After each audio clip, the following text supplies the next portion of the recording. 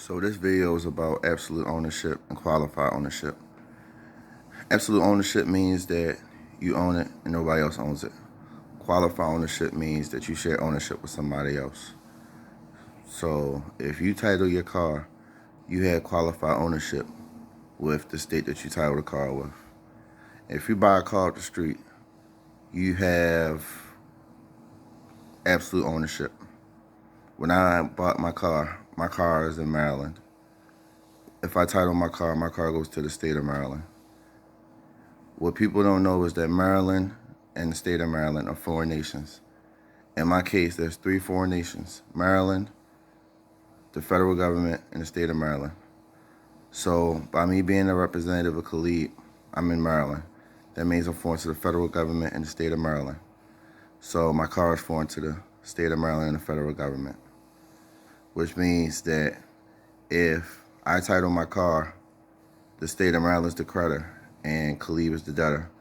But because I did not title my car, I'm the creditor and the state of Maryland is the debtor. So if you title your car, you do not have absolute ownership.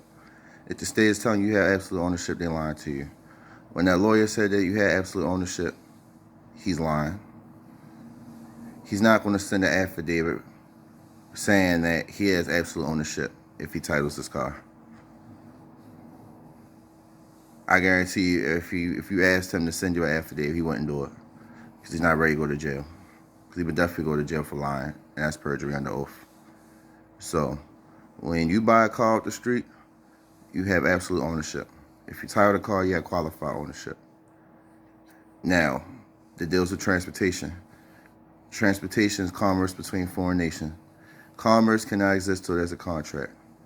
When you file the application for a certificate of title, that's a contract to put your car in the state of Maryland.